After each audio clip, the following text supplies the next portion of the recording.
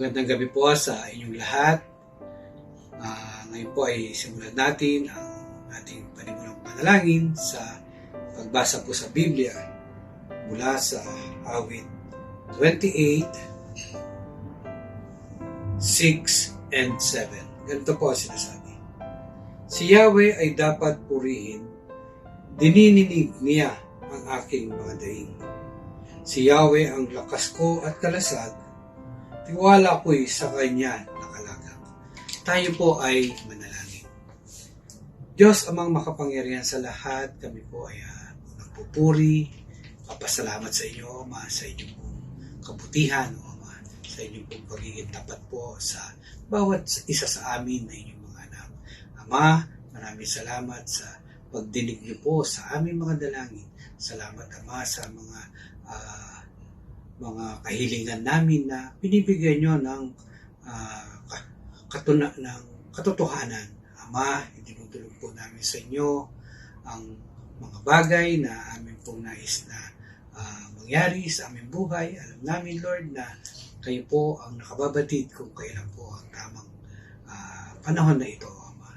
Ang lahat po ay iniaasa namin sa pangalan lamang po ninyo, aming Panginoon Diyos. Diyos Ama, dilang-dalangin po namin sa inyo ngayon ang gabing ito, ang aming gawain. Dalangin namin ang inyong pangunguna sa bawat tao na inyong gagamitin para po maghatid ng inyong magandang balita.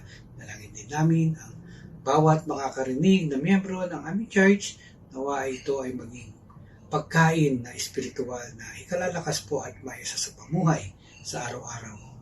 Salamat, Ama, sa biyaya na ito ng midweek service namin. Salamat, Ama.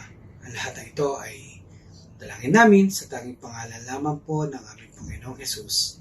Amen.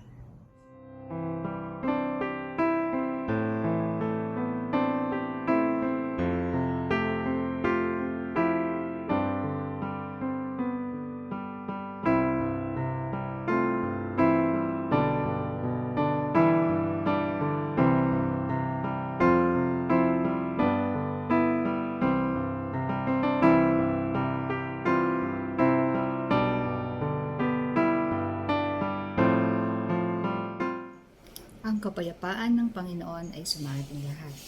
Papuri at pasasalamat ay sa Diyos lamang. Every year bago matapos ang taon, I always recollect o iniisip ko yung hanggat maiisip ko lahat ng mga blessings na tanggap ko for that year.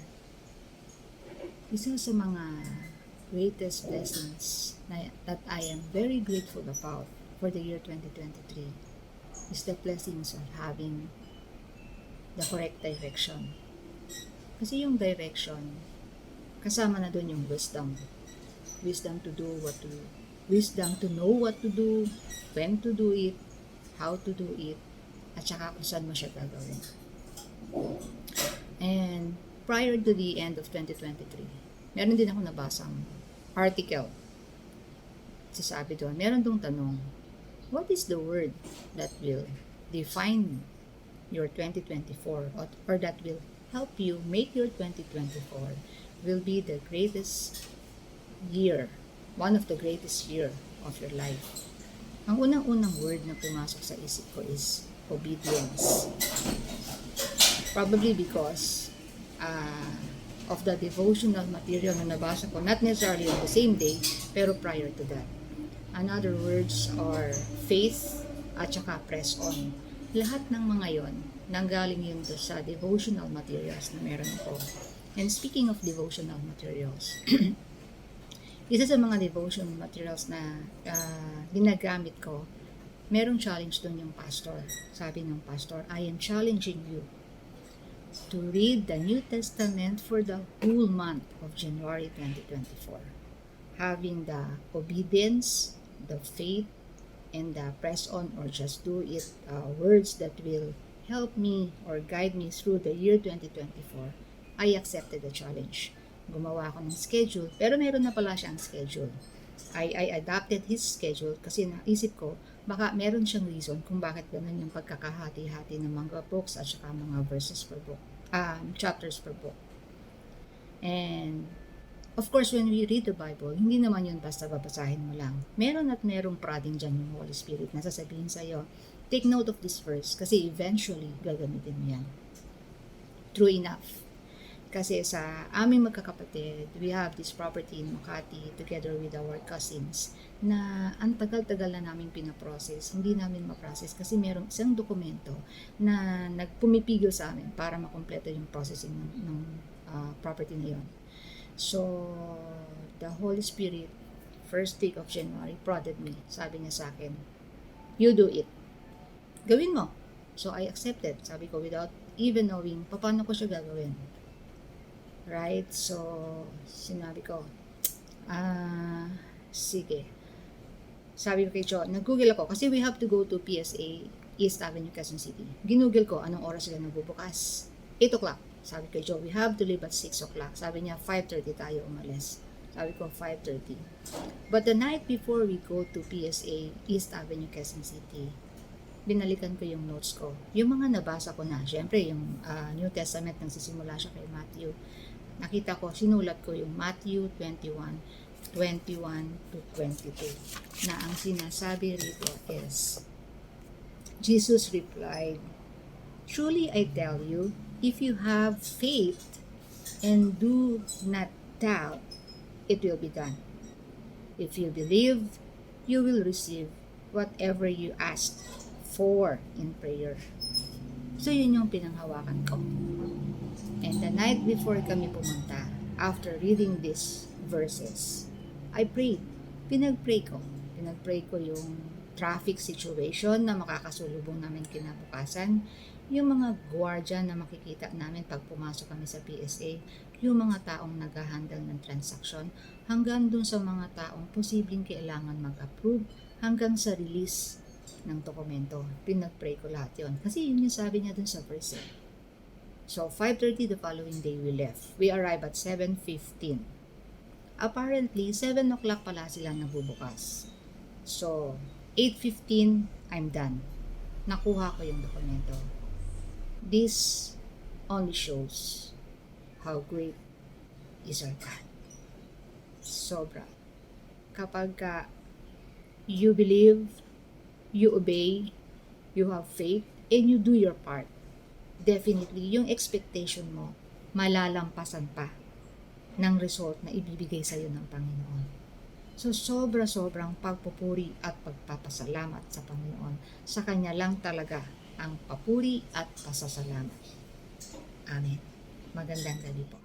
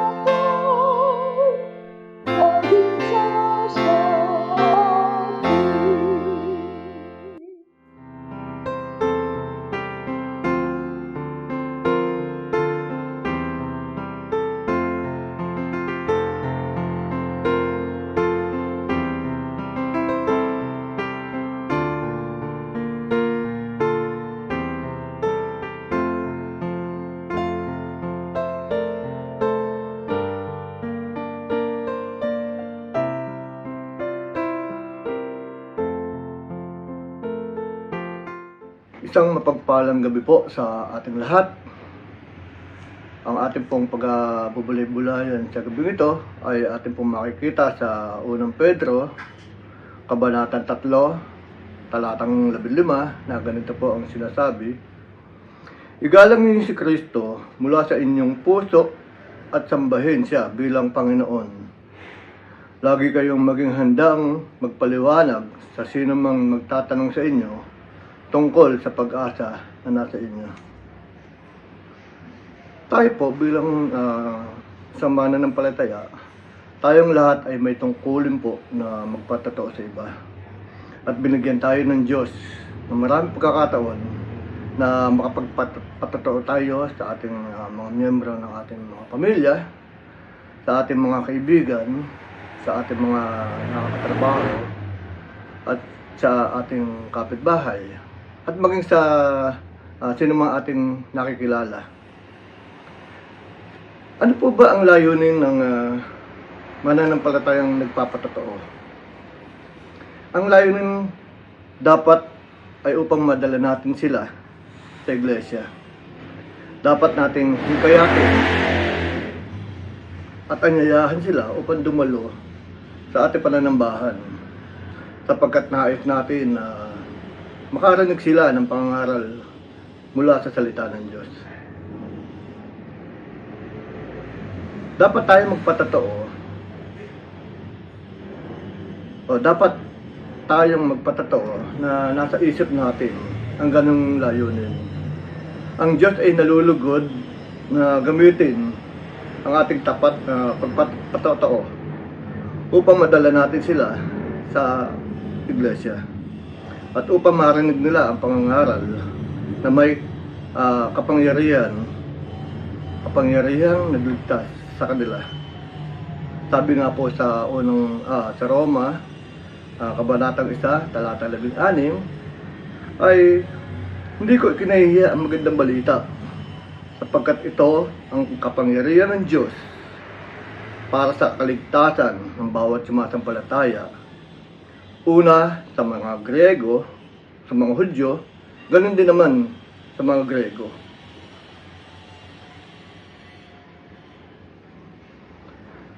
Ang karagdagang pagpapala po at pampasigla sa ganitong paraan ay itinayo ni Kristo ang kanyang iglesia. Sabi nga po sa Mateo, Kabanatang 16, talatang 18, "At sinasabi ko sa inyo, o sa iyo, ikaw ay Pedro. Sa ibabaw ng batong ito ay itatayo ko ang aking iglesia, at ang pintuan ng daigdig ng mga patay ay hindi magtatagumpay laban sa kanya." Yan ay isang bagay na ating ninanais.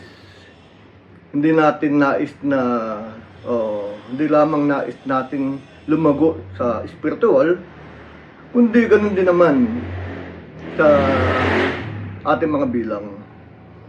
Hindi natin nais na manatiling maliit. Nais po natin na maraming mga bisita, at siyempre dumami ang ating miyembro. Kaya nga po tayo nagkaroon ng Project Noah, sapagkat gusto natin na lumago tayo, hindi lamang po sa spiritual, kundi maging sa mga miyembro po natin. Kaya nga po nagbabalak tayong magpatayo doon sa may ulilang kawayan ng mas malaki na ating pananambahan. Ang tekstong natin sa gabi nito ay nag-uutos sa atin tungkol sa dapat tayo maging handa na magbigay sa pagbibigay ng sagot sa iba. Dapat tayong maging handang magpatotoo. Dapat tayong handang sumagot sa mga nasa paligid natin tungkol sa mga mahalagang ebanghelyo ng biyaya ng Diyos.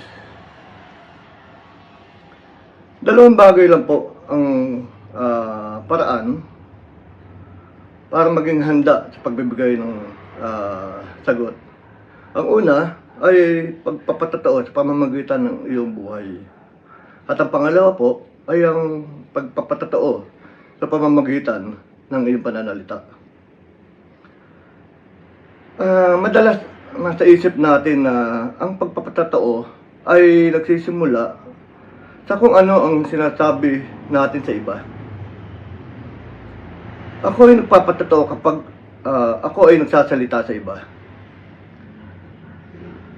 Hindi ba ako nagsasabi ng isang bagay sa kanila tungkol sa Biblia ay hindi na ako nagpapatotoo.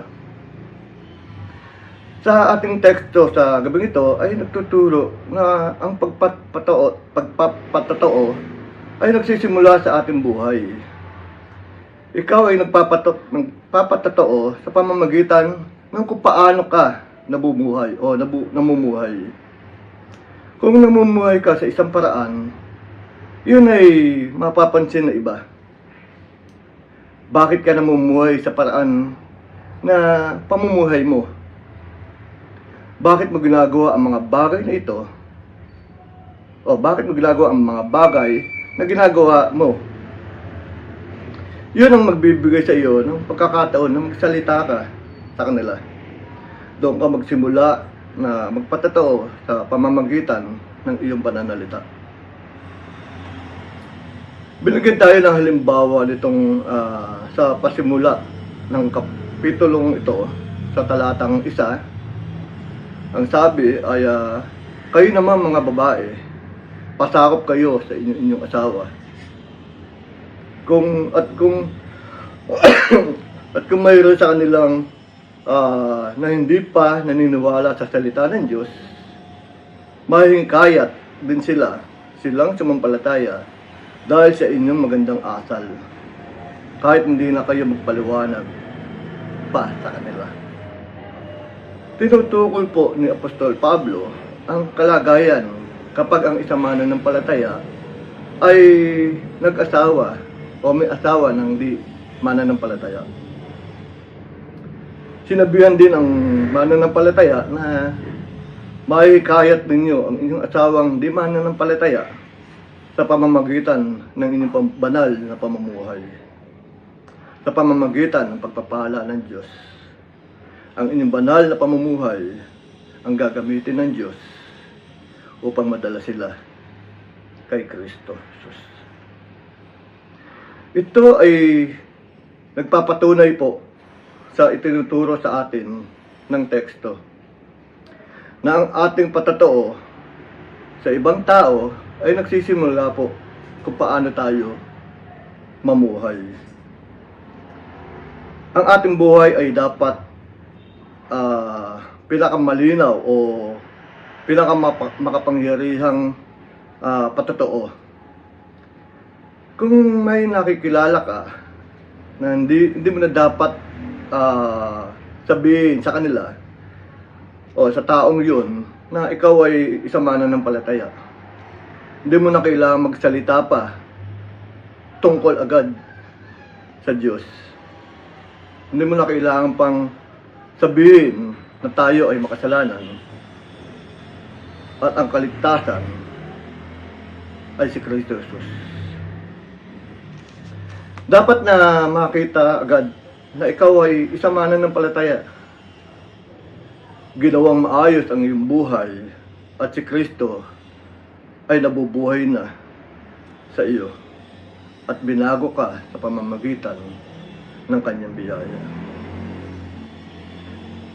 Ang buhay ng bawat isa sa atin ay nangungusap kung ano ang sinasabi ng iyong buhay sa iba.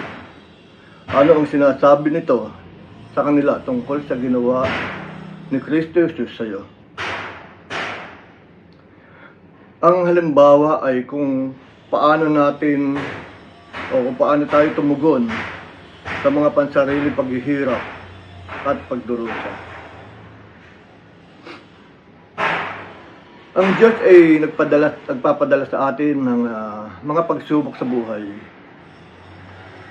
Ang ating mga buhay ay kadalasang napakahirap dahil sa mga kalungkutan, sa mga suliranin, dahil po sa kahirapan, dahil po sa sakit, minsan nga po ay sa kamatayan, at marami pa pong iba. Ngunit bilang mga anak ng Diyos at mananampalataya, ay hindi po dapat tayo panghinaan ng loob. Kundi sa halip po ay isipin po natin na mahal ako ng Diyos at ginagawa ang lahat ng mga bagay na ito para sa aking kabutihan. Sabi po sa Romans 8:28 ay ganito po ang ating mababasa. Alam nating lahat ng bagay ay gumagawa ang Diyos para sa ikabubuti ng mga magmamahal sa Kanya. Silang mga tinawag ayon sa Kanyang layunin.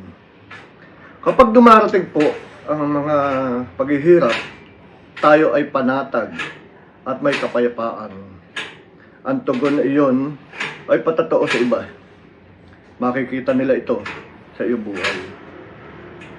Makikita natin mula sa mga halimbawang ito, ang tapat natin pamumuhay ay isang mabisa at makapangyarihang patatoo sa iba. Ang mga nakakakita sa ating pamumuhay ay magtatanong sa atin, bakit ganyan ang iyong pamumuhay? Bakit napakapanatag mo sa mga kaguluhan ng sanlibutan ito? Paano mo natatanggap ang mga bagay na ito? Paano mo rin sasabihin? O paano mo rin nasasabi na sila ay mabuti para sa iyo? Sabihin mo sa amin ang dahilan. Gusto namin malaman. Ito yung mga katanungan na pwedeng itanong sa iyo. Ang resulta po nito ay magkakaroon tayo ng pagkakataon na sagutin sila. Masasabi natin na kung bakit tayo ay iba sa kanila. Ang pangalawa po ay ang pagpapatotoo sa pamamagitan ng iyong padalalita. Pinaalalahan din tayo ng tekstong ito na dapat tayo maging maingat at handa sa pagsagot sa mga katanungan o sa mga nagtatanong. Dapat tayo maging handa o dapat tayo laging handa. Dapat tayong maging handa o maging laging handa na magbigay ng sagot at paliwanag ng ating buhay. Hindi natin pwede sabihin na hindi ko alam. Hindi po natin pwede sabihin na ginagawa ko lang ito dahil ito ang sabi ng iba. Kailangan natin malaman mula sa Biblia kung bakit tayo namumuhay ng ganito at pagkatapos ay paliwanag po natin ito sa kanila. Ano ang sasabihin mo ano ang sasabihin mo sa iba kapag tinanong ka nila tungkol sa mga bagay na ito sa iyong buhay? Ano ang sasabihin mo sa kanila? Kung may magtanong sa iyo tungkol dito ngayon, handa ka bang magbigay ng sagot? Sa teksto pong ito na ating pong binasa, ay mababasa po natin dito na mayroong pag-asa. Mayroon akong pag-asa. Sabi nga po, kung may magtatanong sa inyo kung bakit namumuhay ka ngayon o namumuhay ka ng ganun, ay maaari mong sabihin dahil sa aking pag-asa. Ang pag-asa ay nagmumula sa aking puso at sa aking kaluluwa. Ang pag-asang mayroon ako ay nagpapasaya sa buong buhay ko. Ngunit kailangan natin magsabi ng mas higit pa rito. Kailangan din po natin ipaliwanag ang ating pag-asa sa kanila. Ano nga po ba ang ibig sabihin ng magkaroon tayo ng pag-asa? Ang pag-asa ay tumutukoy sa isang bagay sa hinaharap. Halimbawa po, ang isang magsasaka po ay umaasa sa magandang ani. Ay umaasam ng magandang kita at siyempre magandang ani. Kapag ang taong ito ay may ganung kaisipan o may ganung pag-asa, lagi nilang iniisip ito. Ang magsasaka ay lagi nag-iisip sa kanyang pananim. At makaka-apekto ito kung paano niya tinitignan ang lahat ng iba pa. Dahil mayroon siya na pag-asang ito, kaya niyang harapin ang lahat ng mga problema. Kaya niyang harapin ang lahat ng mga problema kinaharap niya ngayon dahil mayroon siyang mas mainam na inaabangan. Yan po ang totoo para sa atin bilang mga mananampalataya. May pag-asa tayong may mas magandang darating o higit pa na mas mahusay sa anumang bagay sa buhay na ito. Sapagkat mayroon tayong pag-asa na walang kamatayan na. Maluwalhating buhay sa langit na kasama po ng ating Panginoon. At nakakatiyak tayo na matatanggap natin ito. Sapagkat si Kristo ay namatay para sa atin. Siya ay pinarusahan para sa lahat nating mga kasalanan. Iniligtas niya tayo mula sa impyerno at sa lahat ng ating mga kasalanan. Magtiwala lang tayo, balang araw o sa lalong madaling panahon, tayo ay makakasama po at makakapunta sa langit. At dahil nga po mayroon tayong pag-asang ito, ay ang pag-asa na ibig sabihin na tayo ay isang manlalakbay dito sa lupa. Ang sanlibutan pong ito ay alam natin na hindi natin tahanan o permanente tahanan, kundi ang ating pong permanenteng tahanan ay nasa langit. Dahil si Kristo nga ay namatay para sa akin, nalalaman ko na kapag ang buhay na ito ay tapos na, dadalhin ako ng Diyos sa langit upang makasama niya at ang iba pang mga mananampalataya. Mayroon akong pag-asa na mumuhay ako ng ganito dahil ginagawa ng aking pag-asa na ako ay tumingin sa kabila ng lahat ng mga kaguluhan sa buhay tungo sa pinagpalang buhay na aking tatanggapin pagdating ko sa langit. Iyon ang mabuting sagot na dapat natin ibigay sa iba o ibigay sa kanila. Kapag ikaw ay nagbigay ng isang mabuting patatoo sa pamamagitan ng iyong buhay at sa mabuting sagot, pagpapalaki po yun ng ating Panginoon. Alam natin na ang ilan ay mangungutya. Alam natin na ang iba ay pagtatawanan tayo. Minsan tatanggihan pa nila ang pagpapatotoo natin na binibigay natin sa kanila na wala sila interest ngayon sa mga bagay ng Diyos. Subalit naniniwala po ako na ang Diyos ay nalulugod na gamitin ang iyong mabuting patatoo upang dalhin sila kay Kristo. Lalo na kapag ang iyong mabuting patatoo ay malinaw na magpapakita ng kabutihan at biyaya ng Diyos sa iyo.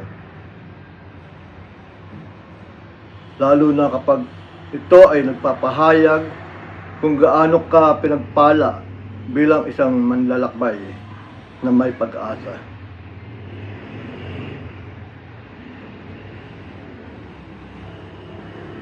Yung iba naman, magkakaroon ng pagnanais na sumama sa iyo, sumama sa iyong buhay, patungo sa iyong paglalakbay, patungo sa langit.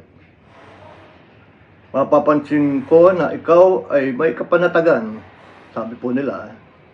Mapapansin ko na ikaw ay may kapanatagan at kapayapaan at kagalakan kahit ang buhay mo ay puno ng kaguluhan. Sasabihin mo pa sa akin, o sabihin mo pa sa akin, ang tungkol sa iyong pag-asa, ang tungkol kay Jesus. Sa ganun, ang Diyos ang magbubukas ng daan para masabi mo pa ang higit sa kanila. At yan ang hakbang tungo sa pagpapadala sa kanila sa iglesia upang marinig nila ang salita ng Diyos na tanging nakapagliligtas sa kanila. Mga magulang at mga kapatid, makapagbigay nawa tayong lahat ng isang mabuting patotoo sa pamamagitan ng ating buhay. Maging handa nawa tayong lahat na magbigay ng mabuting sagot. Gamitin nawa iyon ng Diyos upang akayin ay ba na makasama natin magpuri at maglingkod sa Diyos. At nawa ay gamitin ng Panginoon ang kanyang salita na gumawa ng pananampalataya sa kanila at iligtas sila. Maraming po salamat sa mabiyayang gabi po muli sa ating lahat.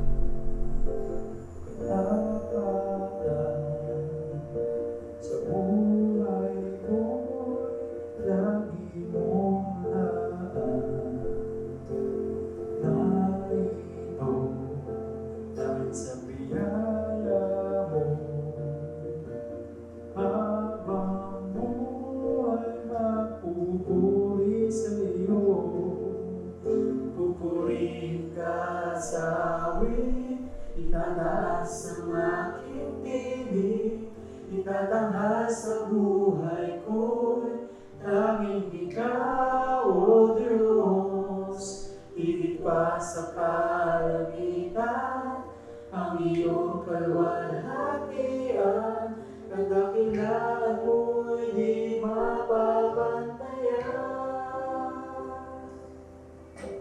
Walang hanggan katapanan sa buhay ko'y lagi mong laan. Narito dahil sa biyaya mo, habang buhay magpupuri sa iyo. Pupuri ka sa awit, itataas ang aking tinig, itataas sa buhay ko'y tanging ikaw, O Diyos. Higit pa sa kalangitan, ang iyong kalwalhatian, kadakilaan mo'y di mapapantayan. Jesus, sa'yo ang kapurihan, kalwalhatian, ngayon at magpakailanman. Jesus, sa'yo ang karangalan, kapangyarihan ngayon at magpakailanman. Pupurihin ka sa awit, itataas ang aking tinig, itataas ang buhay ko'y nanging ikaw, O Diyos. Higit pa sa kalangitan, ang iyong kalwalhatian, kadakilaan ko'y di mapapantayan.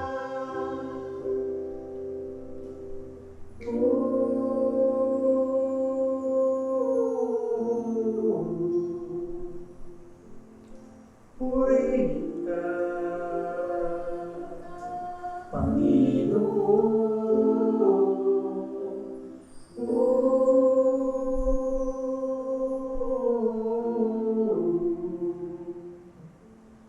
Purihin ka, Panginoon.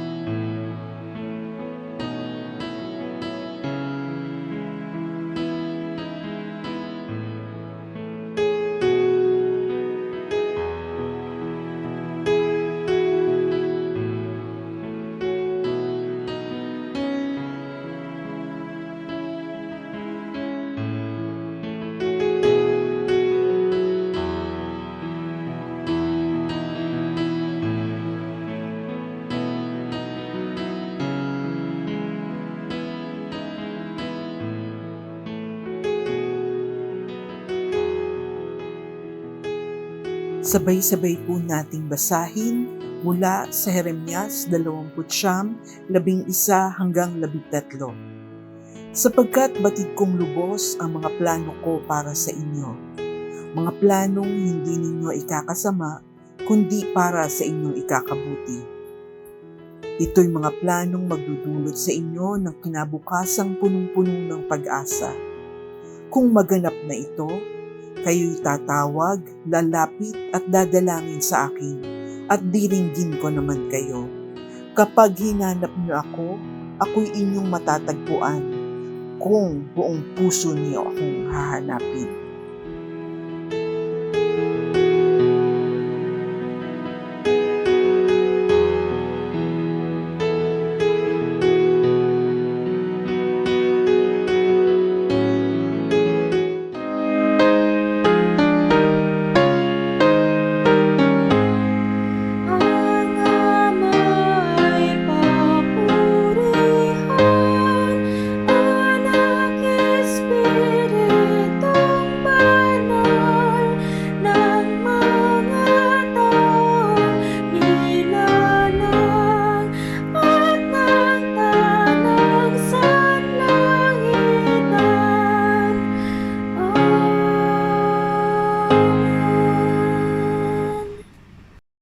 At ngayon, igawad mo, Ama, ang iyong makapangyarihang bendisyon.